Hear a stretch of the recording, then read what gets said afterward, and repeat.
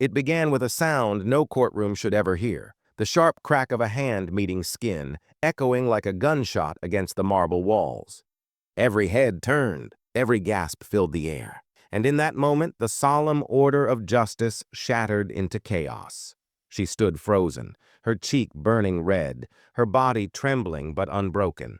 The woman who had walked into this courtroom expecting fairness now faced humiliation from the system meant to protect her. The officer's glare carried arrogance, as if daring her to fight back. At the same time, the judge's gavel hovered mid-air, powerless against the storm brewing inside that room. No one knew then what would follow. No one imagined that this same woman, mocked, silenced, struck down, would rise in a way that no one in that courtroom could have predicted.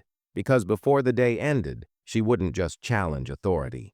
She would take the seat of authority itself. The courtroom that morning was supposed to be ordinary. Just another day, another hearing, another case swallowed into the endless rhythm of the justice system. But for Maya Carter, it was anything but ordinary. Maya had walked into the courthouse carrying not just a folder of documents, but the weight of her entire life. She was 26 years old, a single mother, and a woman who had spent years fighting against the odds. Her case was simple on paper, but devastating in reality. She was suing the city for unlawful discrimination and police harassment, a fight she had been waging for nearly 2 years. She had grown up in one of the toughest neighborhoods in Atlanta, raised by her grandmother after her parents disappeared into the cracks of poverty and addiction. Life had taught her resilience and what injustice felt like when it crept into every corner of her world. The courtroom smelled of polished wood and stale coffee. Lawyers shuffled papers, the hum of whispered conversations filled the air, and the sound of footsteps echoed down the long marble floors. To everyone else it was business as usual, but Maya's stomach tightened with every passing second.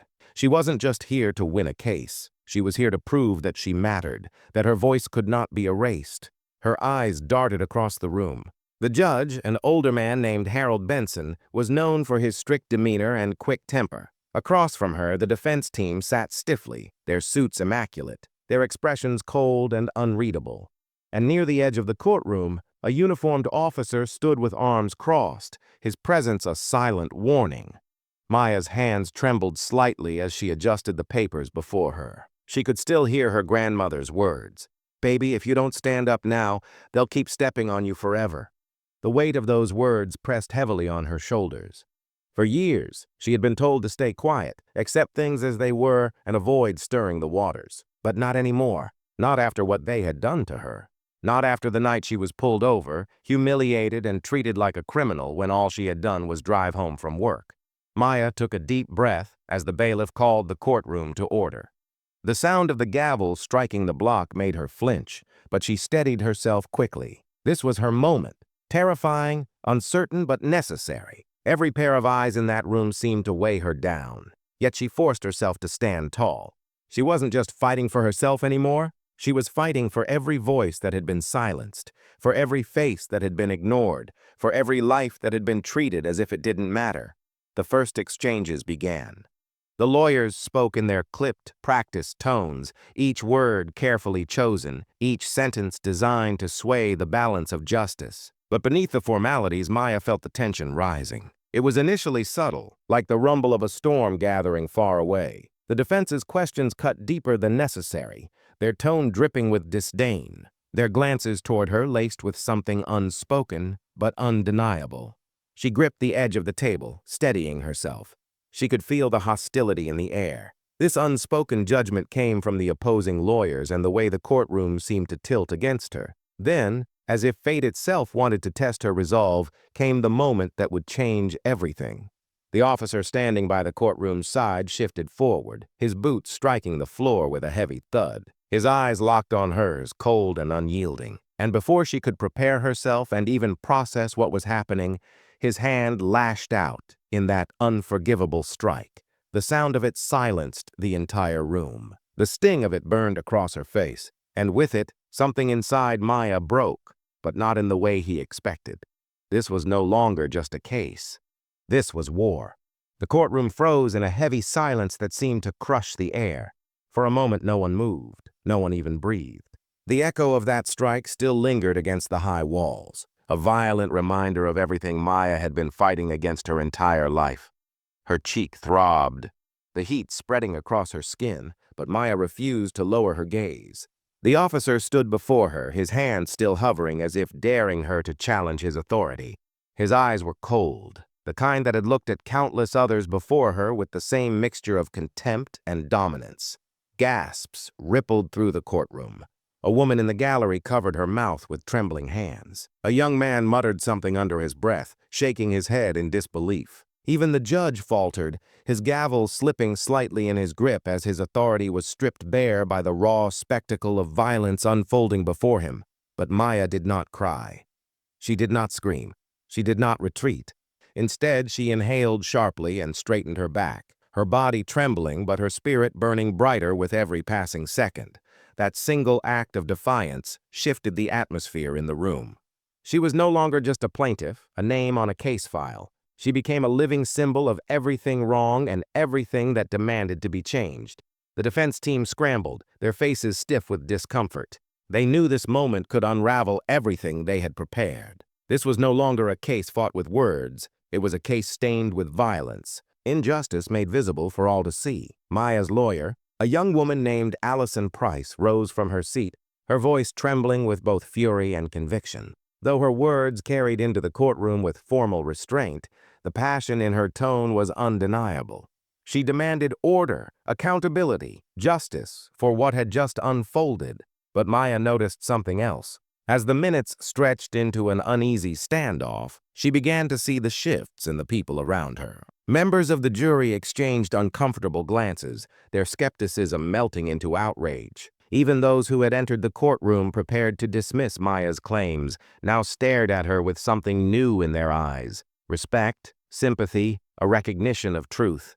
And then came the whispers. Quiet at first, almost imperceptible, but growing louder with every heartbeat. People in the gallery began murmuring about what they had witnessed, their voices carrying the weight of disbelief and anger. She was slapped by an officer, right in front of the judge. Once a place of rigid order, the courtroom began to feel more like a pressure cooker ready to explode. The gavel beat as Judge Benson demanded silence, but the sound of his authority grew weaker with every slam. He was losing control. The system itself was unraveling right there in his courtroom. Maya closed her eyes for a moment, steadying herself against the chaos. She thought of her son waiting at home with her grandmother, too young to understand the world's cruelty, but old enough to feel its shadow. She thought of every humiliation she had endured, every time she had been told to know her place, every time her voice had been dismissed. And when she opened her eyes again, she knew this was no longer just about her.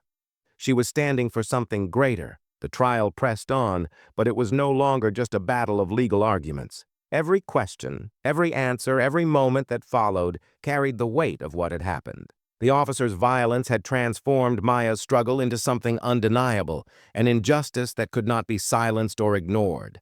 As Allison presented evidence, Maya could feel the shift in the room's energy. Where once there had been doubt, now there was outrage. Where once there had been distance, now there was empathy. Each detail of her story cut deeper, resonating with the people who had just witnessed the proof of her truth.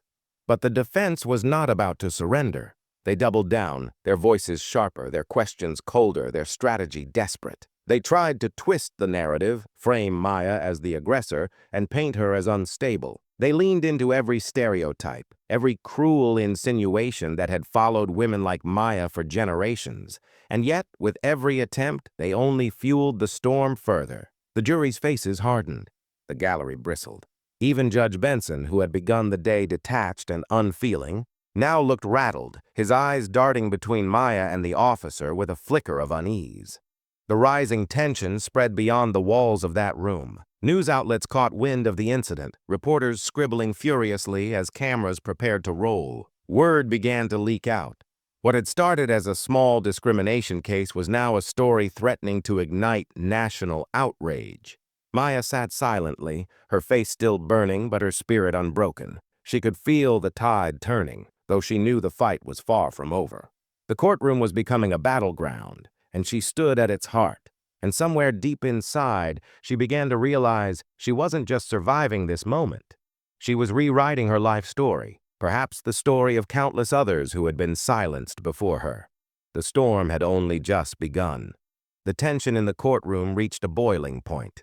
What had started as a routine hearing had erupted into something larger than anyone could have imagined. The judge's gavel thundered again and again, but his calls for order dissolved into the chaos churning through the room like a living storm. Maya sat rigid, her hands clenched on the wooden table before her. The sting on her cheek had dulled into a steady ache, but the fire in her chest had grown hotter. She could feel the eyes of everyone, jurors, reporters, strangers in the gallery, burning into her, waiting for her next move. The defense pressed forward with venom, desperate to salvage their case. Their attorney's words dripped with accusation. Each question sharpened to cut into Maya's credibility. He painted her as reckless, unstable, even dangerous. He tried to turn the officer's violence into an act of restraint, suggesting Maya had provoked the confrontation. But no one in that room had forgotten the sound of the slap. No one had missed the look in the officer's eyes as he struck her. And no matter how carefully the defense tried to spin the story, the truth had already carved itself into the memory of every witness. Maya's lawyer, Allison, fought back with ferocity. She spoke passionately, making every word like a blade of justice cutting through the lies. She reminded the jury of the evidence, of the years of harassment, of the systemic cruelty that had reduced Maya's life to one long battle for dignity. But more than facts, it was the moment everyone had seen that morning that sealed her argument, the proof that Maya's cries for justice were not exaggerations, but reality laid bare in a single act of violence. As the trial reached its crescendo, Judge Benson's face paled. He looked older, wearier, as though the weight of what had unfolded under his authority was breaking him from within. The courtroom he once ruled with unquestioned control now teetered on the edge of rebellion. The jury sat rigid, their expressions grim and unreadable, but Maya could sense the shift in their hearts and the storm in their minds. They weren't just evaluating a case anymore, they were wrestling with a truth too heavy to ignore. Then came the breaking point. As Allison delivered her final arguments, a reporter's camera clicked loudly from the gallery, followed by another. The judge barked for silence, but it was too late. The story had escaped the courtroom's walls. It was spreading, unstoppable, carried on headlines and whispers, and the undeniable image of a woman standing tall after being struck down. And in that moment, Maya felt something inside her snap, not with despair, but with clarity. She had walked into this room to plead for justice, but now she saw that justice wasn't handed down by men in robes or lawyers in suits. Justice was something she had to seize for herself. Slowly, deliberately, Maya rose from her seat. The defense objected, and the judge demanded that she remain still, but she kept moving. Her footsteps echoed through the stunned silence as she crossed the courtroom floor. She did not move toward the officer who had struck her. She did not turn to the jury or even to Allison. Instead, she walked directly to the judge's bench. Gasps tore through the gallery as she mounted the steps. Judge Benson froze, his gavel slipping from his hand and clattering onto the wood. He stammered something, an order, a warning, a plea, but his voice was drowned out by the thundering in the room. Maya placed her hands on the bench, steadying herself, and then with a calmness that silenced even the whispers, she lowered herself into the judge's chair. For the first time that day, the courtroom was utterly still. Her voice, when she spoke, was steady, unwavering. She didn't shout. She didn't rage. She declared the truth written in blood and pain across her life, that she was not powerless, that she was not invisible, that she was not afraid anymore. And though her words were simple, they carried the weight of generations. They took the fire of every injustice, every humiliation, every wound that had been endured in silence. The officer shifted uneasily, his bravado finally cracking. The defense sat stunned, their strategy crumbling before their eyes. Even Judge Benson, stripped of his authority, could not meet Maya's gaze. In that moment, Maya wasn't just a plaintiff. She wasn't just a victim. She was the embodiment of justice itself, raw, defiant, undeniable. The climax of her fight wasn't in the verdict that would follow. It wasn't in the headlines that would blaze across the nation. It was here now, in this single act of courage that rewrote the balance of power in a room that had once tried to silence her. And for the first time, Maya felt it. Not fear, not rage, but freedom. The silence that followed was heavier than any verdict, heavier than any gavel strike. The image of Maya seated in the judge's chair seared itself into the memory of everyone present. It wasn't just defiance, it was transformation. The woman who had entered this courtroom as a plaintiff now sat as something far greater. Reporters scribbled frantically. Cameras flashed and whispers turned into a murmur that swelled into an undeniable truth. The system had been exposed. The slap had been the spark, but this moment, the sight of Maya claiming the seat of authority, was the fire that would burn far beyond these walls. Judge Benson finally rose, his voice trembling as he called for order. But there was no authority left in his words. The courtroom no longer belonged to him. It belonged to the truth Maya had spoken into existence. Even he seemed to understand it, his eyes dim with the realization that his legacy would be tied not to decades of rulings, but to this single moment of collapse. The jury was dismissed to deliberate, though their verdict already seemed written in the silence they carried as they filed out. The officer who had struck Maya avoided every gaze. His arrogance withered into shame. He had thought himself untouchable, protected by his badge and lies, but the world had seen him for what he truly was. Hours passed. The gallery buzzed with anticipation. Outside, crowds gathered, their chants echoing through the courthouse steps. They weren't chanting Maya's name alone. They were chanting for justice, dignity, and every voice that had been ignored too long. When the jury finally returned, the room fell silent once again. The foreman rose, his paper trembling, and delivered the verdict, guilty. The officer was held accountable for his assault and for the abuse of power he had wielded so recklessly. Maya closed her eyes, not because the verdict surprised her, but because it confirmed what she already knew. This was never just about one case, one officer, one courtroom. This was about every injustice that thrived in silence. And now, silence was broken. The crowd rose with her as she stood, their applause swelling like a storm. Some wept openly, others shouted joyfully, but all knew they had witnessed something irreversible.